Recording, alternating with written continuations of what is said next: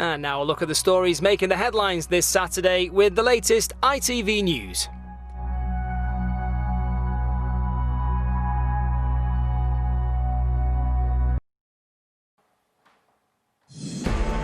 The 2-metre social distancing rule in England could be reduced in the next few days. Pubs and restaurants are hoping it'll be cut to just 1 metre, giving them a much-needed post-lockdown boost. Of course, I understand the calls from businesses like pubs and restaurants to review the rule. I know the impact it has on their ability to open and keep their staff employed and serve us all. Also on the programme, 3 children have died after a fire at a flat in Paisley. A woman is critically ill in hospital. The Championship kicks off for the first time in 3 months with more goals and last-minute drama in the Premier League. And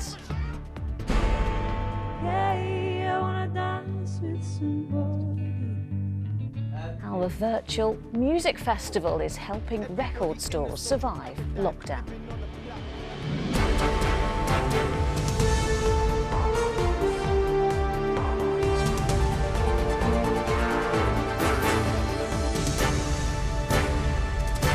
This is ITV News with Lucrezia Millarini.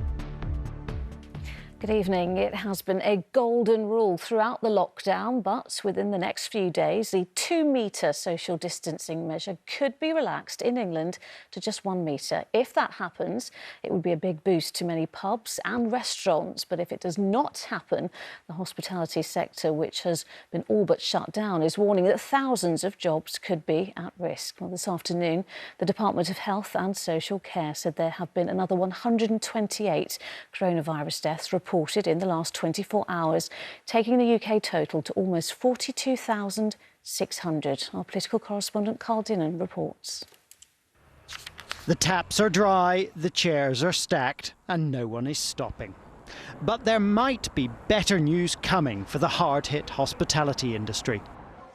Visiting retailers in Northallerton today, Rishi Sunak was sounding remarkably upbeat for a chancellor who is spending historic amounts of money on mitigating the crisis.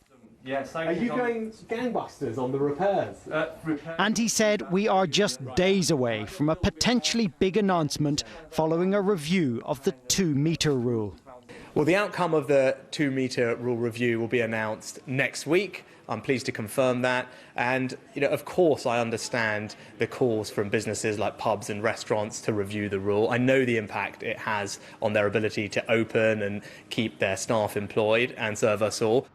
It's expected that many pubs and restaurants will be allowed to reopen in 2 weeks' time, but whether it's worth their while depends on 2 metres being reduced to 1 metre, according to industry insiders, who think the science now backs that up. The level of infection is falling. It's very unlikely that you'll come into contact with somebody who's got the disease, and therefore now is the right time to unlock the hospitality industry. And what difference would it make to the hospitality industry if the rule is reduced from 2 metres to 1 metre by the time most places are able to reopen? So it is between a third of businesses going to the wall and closing for good and 1 million jobs being lost, and the industry having a fighting chance of survival. Other countries, such as Italy, have already allowed hospitality to reopen, albeit with a host of new rules to try to keep the virus at bay. And some of the scientists advising the government here think conditions could now be right to try that at home. If the numbers are low in the community, then lifting the restrictions or easing the restrictions in a careful manner is a safe thing to do. 2 metres is always going to be safer than 1 metre, and that's just straightforward logic. But if there are few cases in the community, it becomes a matter of balancing risk. It is starting to feel like that balance is leaning towards relaxing the rules to allow more pubs and restaurants to serve more than just takeaway offerings like this. Ministers will say, of course, they're being led by the science, but in the end, this is still a political decision, and a big one at that. Yeah, a pretty significant change. How likely do you think it is to come?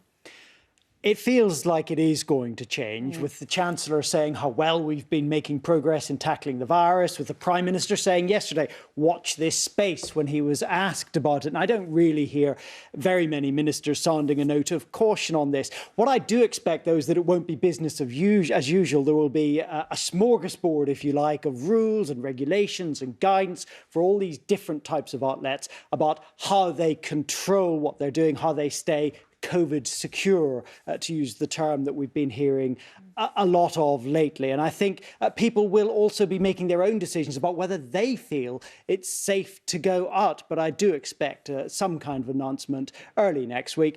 Of course, it's a big problem if it all goes wrong. It's very serious. Yep, Carl, thank you. Another grim milestone has been reached in the COVID-19 pandemic. Brazil has become only the second country in the world, following America, to confirm more than 1 million people have been infected with coronavirus, with more than 54,000 cases in the past 24 hours alone. As Rachel Younger reports, many people there blame the president for the scale of the crisis. On the edge of Manaus, in the Amazonian rainforest, a cemetery with lines of freshly dug graves marked by simple crosses. But the graves are full and they're digging more because coronavirus is still spreading relentlessly across Brazil. And almost as virulent is the anger felt by many towards a right-wing president accused of failing to face up to COVID-19. The president shows a lack of commitment to combat it, says this local resident. He was going out without a mask, greeting people, being part of crowds. I think he's the main person responsible for the situation. But in Rio de Janeiro, the city's reopening. There was never a national lockdown here, and pressure from the top means local restrictions are lifting. There's little chance of social distancing here. Brazil's hospitals are under pressure. Overnight, the country reported a record number of new infections, reaching the milestone of more than 1 million recorded cases, contributing to this global warning from the World Health Organization. More than 150,000 new cases of COVID-19 were reported to WHO yesterday, the most in a single day so far. The world is in a new and dangerous phase. Some testing has begun here, but Brazil still has no health minister. The last one to part ways with the president, now warning of a ministry under military occupation with no credibility. On a rooftop terrace in the Tirano favela, a samba band do their best to lift spirits. But with the number of cases rising faster here than almost anywhere else on the planet, it's harder than ever to feel optimistic. Rachel Younger, ITV News. Police in Scotland say 3 children, the youngest aged just 5, has died in hospital after a fire at a flat in Renfrewshire. They were taken to hospital but died shortly afterwards. Our reporter Amy Lewis is here. Amy, a terrible tragedy. What more can you tell us? Well, it happened at around about 9 o'clock last night in the town of Paisley in Scotland. 6 fire crews arrived at that flat, and they say that when they arrived, the fire was already well developed. Now, they have released images, the police, this afternoon, of those 3 victims. They include Fiona Gibson, who was 12, Alexander James Gibson, who was 8, and Philip Gibson, who was just 5 years old there. Now, it's not been made clear what the relationship is between those children, but we do know that they were taken to hospital last night and sadly they died shortly afterwards. A 39-year-old woman remains in hospital in a critical condition. Now, as you would expect, officers have launched an investigation to find out exactly what has happened, and they are asking anybody for any information to come forward. And as you see, flowers there have already been left at the scene on what is just a terribly sad story. Very sad. Amy, thank you. More Black Lives Matter marches sparked by the death of George Floyd in America last month have taken part across the UK today. All have been peaceful, with the biggest again in London, despite pleas to stay away because of social distancing measures. Our correspondent Neil Connery was with them. On the march heading off for Parliament Square, protesters on the latest Black Lives Matter demonstration. No races! No justice! This is the 3rd weekend in a row the capital has seen these protests as anger and demands for action continue. Earlier, as demonstrators gathered in Hyde Park, some spoke of their hope that they're bringing about change. It's a really crazy time, but I think people need to just harness the energy and really just get behind it and realise that this is a time for change. And I think as the protests have really been sustained over the last couple of weeks, I think more and more people are now seeing that this could actually have a difference. Simon McCormack and his family felt it was important to be here, as his son Jasper explained. The only one thing to say is not to say anything at all. Yeah, that's fair. It'll be too easy to stay at home and not travel from Oxford and do nothing, and then that doesn't get the message across. At the end of a week when the Prime Minister announced a new commission to look at all aspects of racial inequality, Patricia Williams told me she believes actions are more important than words. I'm bored of having a review after review after review into systematic racism. I just want actions now. I want you to do something about this. You know, stop commissioning other reviews. The reviews are there, the recommendations are there. Follow through on them. I think people are bored of politicians speaking and the words being very, very empty. Despite police appeals for people to stay away because of coronavirus, these demonstrators are determined that their message that Black Lives Matter is heard loud and clear. The marchers are due to arrive in Westminster shortly, a week after clashes with police there from counter-protests. Neil Connery, ITV News. Well, other demonstrations also took place across the UK today. In Edinburgh, crowds gathered at St Andrew's Square to call for the removal of the statue of Henry Dundas, who opposed the abolition of slavery. But in Newcastle, demonstrators avoided the controversial Grays monument because there were clashes there with another group last week. It's another big day for English football as the Championship kicked off again after being locked down for more than 100 days. Goals from the opening games in a moment, but first, Mark McQuillan has all the action from the first Premier League games on a Saturday for 3 months. After an unscheduled break of 3 months due to coronavirus, the first Saturday back for the Premier League was always likely to look different. No crowds, messages of thanks to the NHS, and a universal show of solidarity. The players have chosen to make their own statement. Players once again taking the knee in support of the Black Lives Matter movement. Celebrate, of course, but Arsenal fans at home enjoyed it. It was short-lived, though, as Lewis Dunk responded for Brighton. After a glitch with goal line technology in the week, there were no problems here.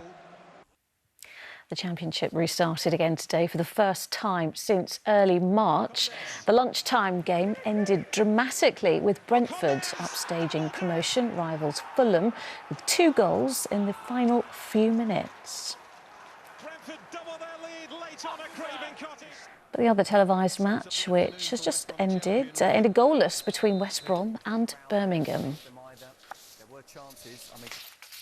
The last day of Royal Ascot was without the Royals, of course, because of the virus, and no punters either, which was a particular shame because it could have provided some spectacular celebrations. The long shot, Nando Parrado, won at 150 to 1, the biggest priced winner in Royal Ascot history. But not to be outdone, Frankie Dettori, who else, also rode 3 winners.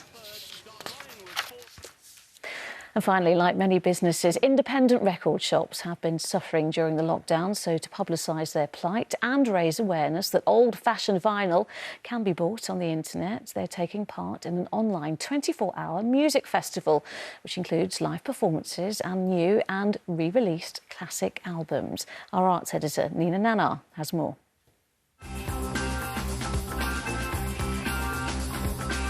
The charlatans owe their existence to record stores where they first connected with each other, according to their frontman.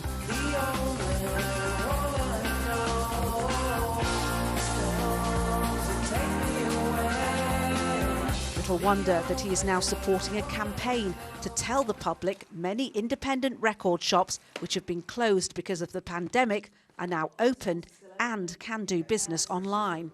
It's to raise awareness, keep people interested, make people realise that you can get records. If you can't go to a shop, you can get records sent to you.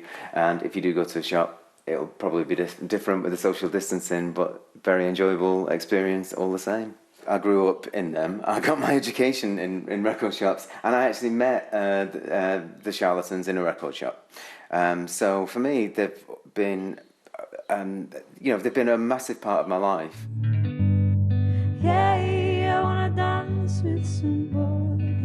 Love Record Stores is a 24-hour online event which began this morning, involving live performances, DJ sets and special vinyl releases sold exclusively through independent record shops. Stores like John Naylor's deserve their place on the high street, he says. I'm not someone that thinks that every business should last forever. I think that people will come in if it's still relevant and they enjoy coming in, and to record shops they do. So I think they're very important. Young musicians meeting each other while spending hours browsing through record stores may seem a distant concept for now, but today's campaign aims to remind people those shops are still here and willing to adapt. Nina Nannar, ITV News. And on that note, that is it. I'm back with the late news at 11:10. Until then, enjoy your evening. Bye-bye. Take care.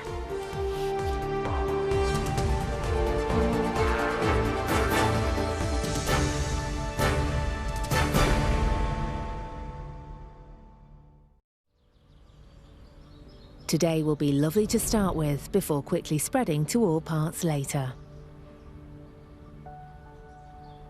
Heinz Seriously Good Mayonnaise sponsors ITV National Weather.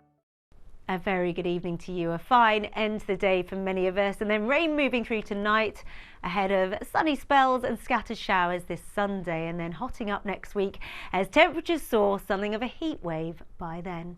In the meantime, a few scattered showers to end the day, but fine and bright. Late and low sunshine. Today marks the summer solstice, the longest day of the year.